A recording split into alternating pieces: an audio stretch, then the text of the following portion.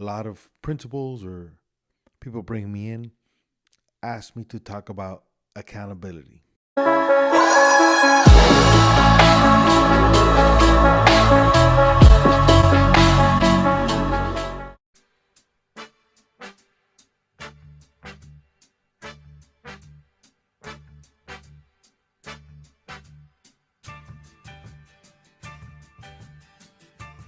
What's up, everybody? It's your coach.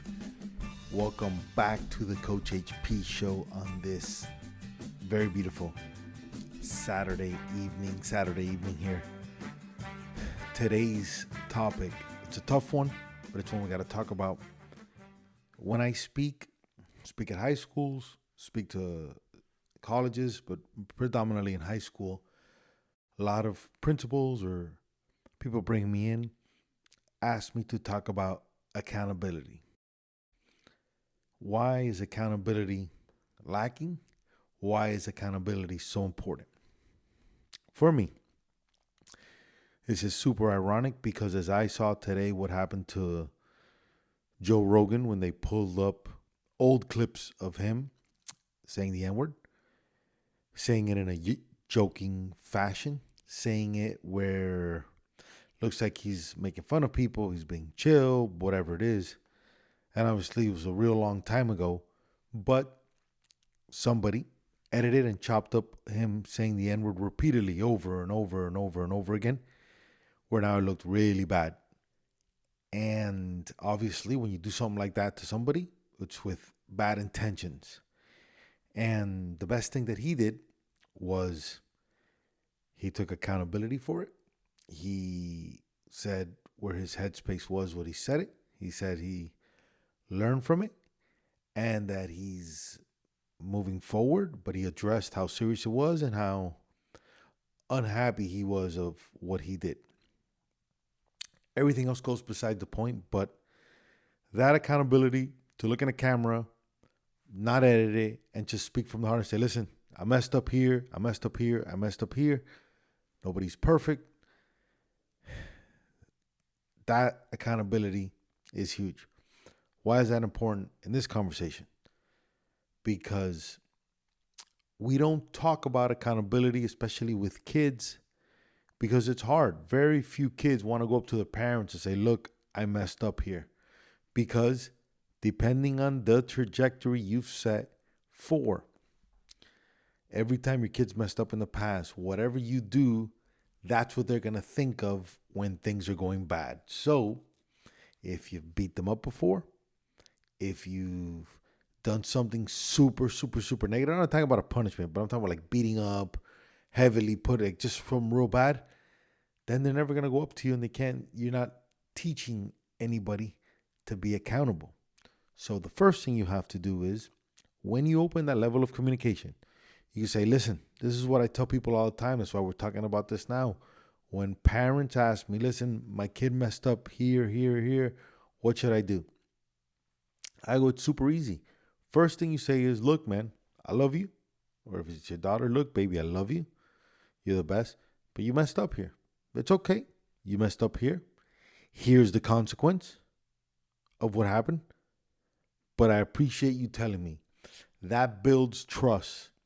That is very important because if you don't have that, it will never build to the level of confidence in your kids to share their mistakes, to share their doubts, to share their feelings. Most importantly, to see you as somebody they can trust, as a friend. I'm not saying you're supposed to do whatever your kids want. I'm not saying that you should always give them the benefit of the doubt. And I'm not saying you should just let them just do whatever because you don't want them getting in trouble. I'm not saying that. What I'm saying is it's super important that when you talk to your kids, that you have created a space where, listen, man, even if somebody gets in trouble, they're not being abused. They're not being heavily humiliated. They do the time. They do the crime. You give them the time and you move on and they learn to take ownership of mistakes. Hopefully, they start transferring that to school. When their teacher calls them out on something, they do something wrong, they tell the teacher, listen, I'm sorry. I messed up here. I'm going to get better, and I'm not going to let that happen again. If we start communicating that way and we start sharing mistakes, because nobody's perfect. I'm not perfect. Nobody out here is perfect. But if we start teaching kids at a young age to own up to when they're making mistakes, when they get caught, and even before they get caught, just be like, you know what, I'm sorry, I messed up here. I'm never going to do it again. If we start setting a pattern of trust, then your kids will be able to communicate with you. Growing up, I had no choice. I could not do that in my household because my dad destroyed me either way. So I always, always, always had to lie, which was not a good feeling because what happens is if you get stuck in a bad place, you can't get help. So the fact you can't get help hurts the bond with the person you trust, the person you need to give you the right guidance and the right advice. So my advice on ownership, on teaching kids ownership is gotta have a trust factor. They have to know, listen, there has to be consequences because you're not gonna do whatever you want here. But I'm not gonna beat you up. We're gonna handle it and we're gonna hope this doesn't happen again.